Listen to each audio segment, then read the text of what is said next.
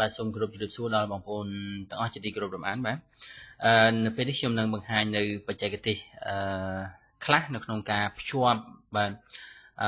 laptop ឬក៏ tablet របស់យើងដែលប្រើ Windows ជាមួយនឹងprojector បាទហើយនៅពេលដែល device យើងទៅឡើងនៅ Windows 10 គឺយើងបងប្អូនអាចនឹងមានពេលខ្លះជួបប្រទះទៅនឹងបញ្ហានៃការ connect នេះបាទកាលពី Windows 8 បាទយើងអាចយក mouse ទៅ click នៅជ្រុងខាងស្នាមដៃយើងបាទខាងលើបែរខាងស្នាមដៃនេះវានឹងចេញផ្ទាំងមួយហើយយើងយកពាក្យថា project ហើយយើងអាច connect វាបានតែនៅពេលដែលយើងដំឡើងWindows 10 បាទនៅពេលនោះគឺយើងពិបាកនៅក្នុងការ connect ដោយសារវាអត់មាន shortcut key មួយឬចំណុចដែលងាយស្រួលនោះបាទដែលយើងចុចនៅក្នុងnotification នេះវាមិនមានពាក្យថា project បាទមិនមានពាក្យនេះបងប្អូនប្រហែលជាអាចនឹងអត់ឃើញពាក្យ projection នេះទេបាទអញ្ចឹងក្រោយមកទៀតខ្ញុំរកឃើញដំណោះស្រាយបាទនៅពេលដែលនាពេលបច្ចុប្បន្ននេះបាទថ្មីនេះខ្ញុំទើបតែរកឃើញនៅដំណោះស្រាយដោយសារតែ Windows វាធ្វើការ update បាទអញ្ចឹងបើសិនជាបងប្អូនរកមិនឃើញបងប្អូនអាចមានវិធីសាស្ត្រមួយគឺទីមួយបងប្អូនចូលនៅកន្លែង search Windows នេះហើយបងប្អូនយកពាក្យថា project បាទអញ្ចឹង project នេះគឺបងប្អូនអាចចុចទៅលើពាក្យថា project to a second screen បាទនៅក្នុង system setting បាទបងប្អូនអាច click ទៅលើវាតែម្ដងណាបាទនៅពេលនោះវានឹងចេញផ្ទាំងមួយទៀតនៅខាងនេះបងប្អូនអាច search នៅក្នុងកន្លែង Windows search នេះបាទ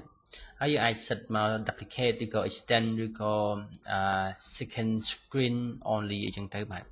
នេះវិធីសាស្ត្រទី1បើសិនជាបងប្អូនមិនអាចរកឃើញនៅខាងក្រោមបាទវិធីសាស្ត្រទី2បងប្អូនអាចបងប្អូនត្រូវ update Windows របស់បងប្អូនបាទនៅចូលនៅក្នុងsetting មកយើងយក Windows update ហើយបងប្អូន check មើលកន្លែងupdate history បងប្អូនណាបងប្អូនទាំងគ្នាទាំងអស់បាទអញ្ចឹងបងប្អូនត្រូវមើលកន្លែងត្រង់នេះបាទកន្លែងត្រង់នេះគឺបាទបងប្អូនមើលថាតើ computer របស់យើងហ្នឹងគឺបាន update នៅ feature មួយដែលមាន version បាទ1607បាទ1607នេះដែលនៅបាទដែលការ update នោះគឺវាផ្ដល់នៅ feature សំខាន់មួយចំនួនសម្រាប់យើងបាទសម្រាប់ version នេះបាទអញ្ចឹងបងប្អូនត្រូវ update ឲ្យបាន version នេះមកក្រោយពី update ហើយបងប្អូននឹងមានឃើញចំណុចប្លែកច្រើនដូចជាកន្លែង notification របស់ Windows គឺមានផ្ទាំងបាទវា alert នៅ email Facebook អីផ្សេងៗនៅត្រង់នេះហើយយើងឃើញចំណុចប្លែកមួយទៀតគឺ project នេះវាចេញមកបាទនៅកន្លែងទៅតែម្ដងបាទនេះអញ្ចឹងយើងគ្រាន់តែ click ទៅលើ project ហ្នឹងមកវានឹងចេញផ្ទាំងដើម្បីយើងដូរថាជាអាចextend ឬក៏ duplicate ឬក៏អីចឹងទៅបាទអញ្ចឹងនេះគឺជាចំណុចថ្មីដែលបងប្អូនទាំងអស់គ្នា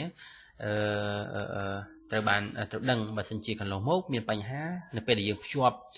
កុំព្យូទ័រយើងជាមួយនឹង projector ហើយវាមិនបញ្ចាំងបាទវាមិនបញ្ចាំងទៅលើ screen នោះបាទជួនកាលទៅវាចេញជាលក្ខណៈថា extend បាទវា extend នេះគឺវាបង្ហាញទៅលើ screen ហ្នឹងតែផ្ទាំង desktop ទេ icon ផ្សេងៗវាអត់បង្ហាញអញ្ចឹងយើងរើសយក duplicate បាទ duplicate នេះគឺមានន័យថាវាបង្ហាញទាំងនៅលើ device របស់យើងផងហើយនឹងបង្ហាញនៅលើ projector ផងបាទអូខេបាទអញ្ចឹងអរគុណច្រើន